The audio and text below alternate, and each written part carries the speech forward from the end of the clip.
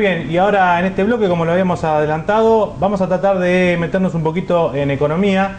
Ustedes saben las últimas novedades, lo que tiene que ver con la cuestión macroeconómica, están prácticamente asignadas por lo que es el tema del dólar, la inflación y otros temas que, si bien son elementos que se analizan a nivel nacional, nosotros siempre tratamos de trasladarlo a la provincia para ver cuál podría llegar a ser el impacto en una economía que está, por supuesto, absolutamente ligada, vinculada y atada a lo que ocurre a nivel macro. Por eso hemos invitado en este bloque al economista Martín Tetaz, docente de la Universidad Nacional de La Plata, docente de la Universidad del Oeste de la provincia de Buenos Aires, la UNOVA, quien gentilmente se ha acercado a nuestro estudio. Muy buenas noches, ¿cómo te va? Hola Fabián, ¿qué tal? ¿Cómo están? Bueno, muy bien, ahí está más o menos planteado, Martín, el tema.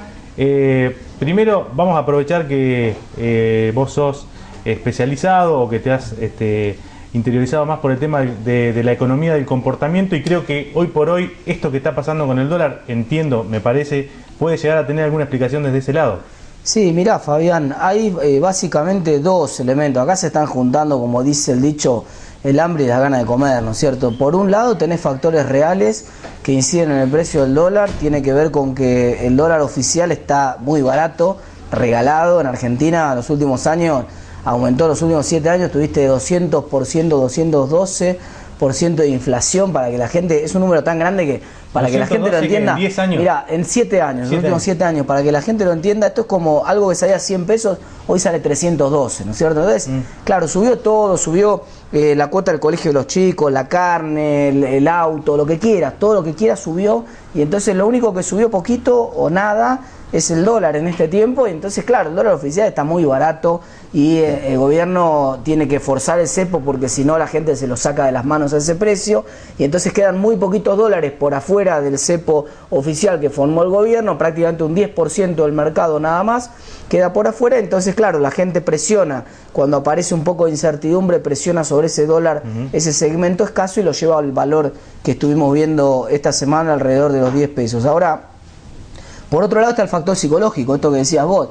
Evidentemente, sí, la gente toma el dólar como referencia de cómo le está yendo a la economía. En general, funciona como una especie de termómetro. Entonces, claro, por un lado, cuando a la economía le va mal, porque la economía realmente se está parando, estamos en el cuarto trimestre consecutivo que el producto industrial cae, es técnicamente una recesión, la inflación parece no ceder, si bien el congelamiento algún efecto parcial tuvo, esto hay que reconocerlo también, pero no todavía en la magnitud que es necesario. Entonces, claro, alta inflación, la economía parada, la gente percibe el clima de incertidumbre y entonces se vuelca al dólar, porque históricamente en Argentina la gente sabe que el que estuvo parado en el dólar se salvó. Pero a su vez, como el dólar es como una especie de sensación térmica de cómo le va a la economía, si sube el dólar la gente tiende a pensar que eso es una mala noticia y que eso quiere decir que la economía está mal. Entramos en una especie de circuito, de círculo vicioso hacia un lugar que nos puede llevar a lo que ya sabemos, lo que tenemos más de 3 décadas encima, claro. El tema de hiperinflación o algo así. Ahora,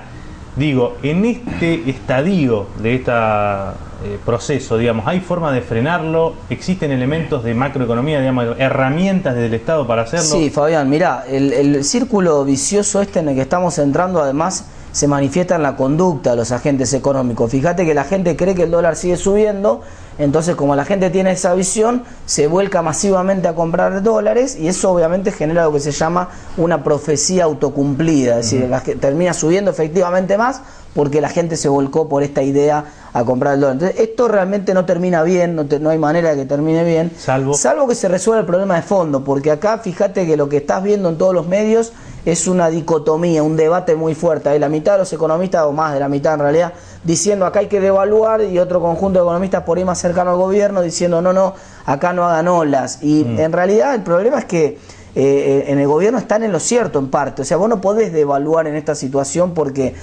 si no resolvés el problema de fondo, que es el problema de la inflación, vas a tener vas a devaluar ahora y dentro de 6 meses me vas a invitar de vuelta al programa para hablar de si no hay que devaluar de vuelta. Entonces, claro, hay que resolver acá la clave para salir de este atolladero. Primero, resolver el problema de la inflación, sí o sí. Tenés que volver a tener una inflación por debajo de la que tiene Brasil. Brasil está con una inflación en estos momentos del 6%. Necesitamos que Argentina converja a niveles inflacionarios más bajos que los de Brasil. Una vez que eso suceda, entonces podés desarmar el cepo. ¿Está bien? Podés normalizar la situación, el tipo de cambio de equilibrio obviamente va a ser más alto que el 5,10 que pone el gobierno, pero sin duda más bajo que los 10 que se están transando actualmente. ¿Hay otra receta para frenar la inflación que no sea cerrar el grifo del gasto del Estado, como siempre se hizo? Es decir, tratar de frenar el gasto público. ¿Hay otra receta? Sí, ¿o no lo que pasa es que los libros de economía lo que pasa es que es múltiple. Las causas de la inflación son múltiples, Fabián. Ojalá fuera tan fácil, como que vos simplemente cerrás el gasto público y baja la inflación. El problema, claro, claro, es que ciertamente eso es la raíz del mismo problema, para que la audiencia lo comprenda esto de manera más simple. La inflación monetaria de la que estás hablando vos se produce porque el gobierno ingresa en un déficit fiscal, entonces le pide al Banco Central que lo auxilie, que le dé plata, y el Banco Central tiene la maquinita, entonces le dan a la maquinita y con ese dinero financian al Estado y eso genera inflación. El problema es que si bien eso pasa, es cierto, no es bicausal, no va en el otro sentido. Entonces, cuando vos emitís mucho dinero, la inflación sube, pero si vos sacás dinero de la economía, la inflación no necesariamente baja. Entonces, eso es una advertencia que hay que tener en cuenta. Por supuesto hay que frenar los niveles de emisión para que no siga subiendo, claro, pero eso no te garantiza que vos la logres bajar automáticamente. Ahora la pregunta es, ¿cómo hacemos para bajar la inflación sin necesariamente generar un congelamiento de la economía? Bueno, la primera es una cuestión de expectativas. Hoy por hoy en la gente, si vos haces, hay una encuesta que se llama encuesta de inflación que hace la Universidad de Itela de expectativas, la gente cree que la inflación es del 30% y que no va a bajar. Y eso es lo que cree todo el mundo. Entonces, va a ser eso. Y bueno, entonces, si todo el mundo está convencido de eso, va a ser eso por profecía autocumplida. Porque la gente, ningún trabajador va a aceptar un acuerdo salarial que sea menos de 25 o 30%. Sí. Nadie va a cerrar un alquiler sin remarcarle 25 o 30% del año pasado.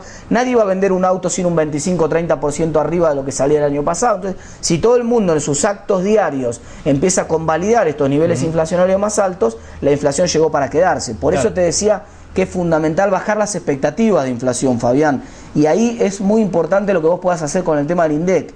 Tenés que sincerar el tema del INDEC, tenés que resolverlo, tenés que volver a normalizarlo, porque hoy un problema importante es que ciertamente la gente no sabe cuánto es la inflación. La anécdota de Lorenzino el otro día, el ministro de Economía, diciendo me quiero ir, eso fue lo gracioso de la anécdota, pero lo que vino antes es que la persona esta, la periodista griega que lo entrevistó, le preguntó cuánto era la inflación y el ministro de Economía no sabía ni siquiera cuánto era el dibujo del INDEC, ya no sabía cuánto era la inflación. Entonces, nadie sabe cuánto están aumentando los precios en la economía, eso genera mucha incertidumbre. Claro, sobre el tema de las expectativas, digo, esto de no querer hablar o de eludir cualquier tipo de comentario vinculado al tema, digamos, para el tema de la expectativa no ayuda para nada. No, es peor, eso es lo peor que podés hacer. Mirá, por ejemplo, cuando la presidenta dijo acá no hay cepo, acá lo que hay es una política de administración de las divisas, me hizo acordar a cuando Cavallo en el medio del corralito dijo acá no hay corralito, acá lo que hay es una restricción temporaria al retiro de depósitos.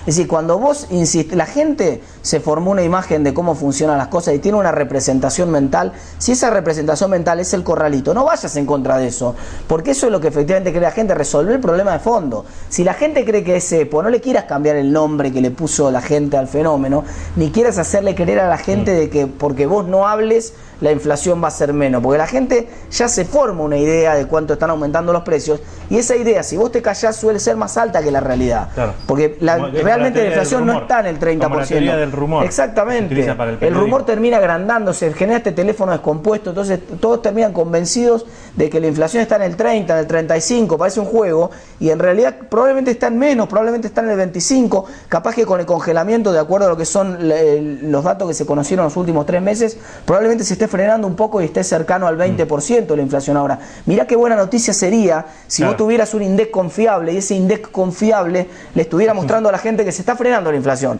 que no es más 25, que fue 20 en los últimos 3 meses. Entonces la gente diría, bueno, hay alguna expectativa de que esto se pueda controlar. Claro, Martín, hace nada más que unos días hablábamos de estas cuestiones, pero más vinculadas con la provincia de Buenos Aires, los problemas financieros, los problemas para ejecutar el presupuesto. Digo, ¿cómo crees vos que toda esta cuestión impacta en el territorio bonaerense, con los números que tiene la provincia, con las dificultades que tiene la provincia? Mira, esto es muy importante la pregunta que me haces, porque lo que vimos últimamente, sobre todo a partir de las inundaciones que se hicieron en La Plata, es que buena parte de lo que es el gasto público de las administraciones provinciales y municipales también son, por ejemplo, obras de infraestructura que normalmente hay que financiar con deuda.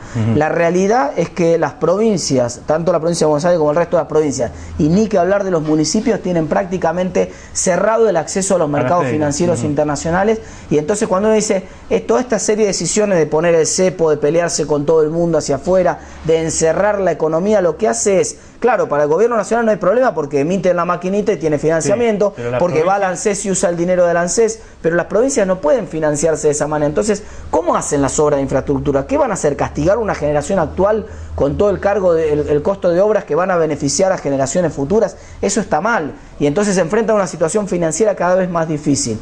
Hay una buena noticia en el horizonte en ese sentido, y es que parece que, bueno, a raíz de todo esto que pasó con las inundaciones y que el gobernador se portó, entre comillas, bien con Alicia Kirchner y tuvo cierto reconocimiento a la Casa Rosada, parece que ahora le autorizaron a Scioli la emisión de deuda y la colocación de deuda en mercados internacionales.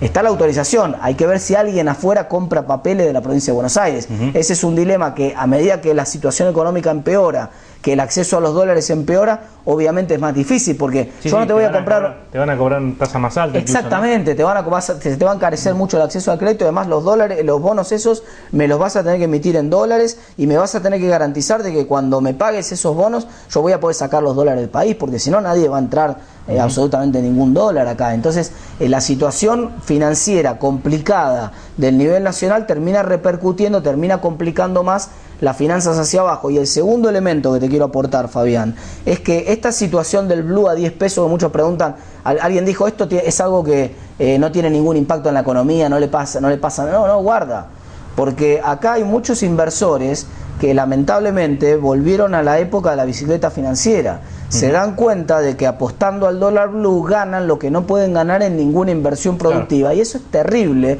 sobre todo para una provincia como esta, que es una provincia en la que la recaudación tributaria depende crucialmente de un impuesto que se llama ingreso bruto, que depende de la producción.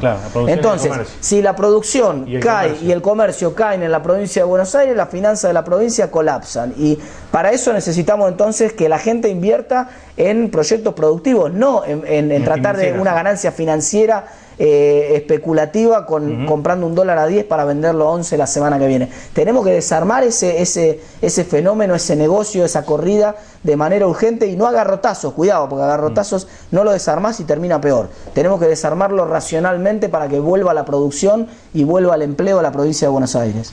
Martín, muchísimas gracias. Gracias a vos. Licenciado Martín Tetaz, profesor, docente de la Universidad Nacional de La Plata y de la UNNOVA, estuvo aquí con nosotros hablando de economía. Después volvemos.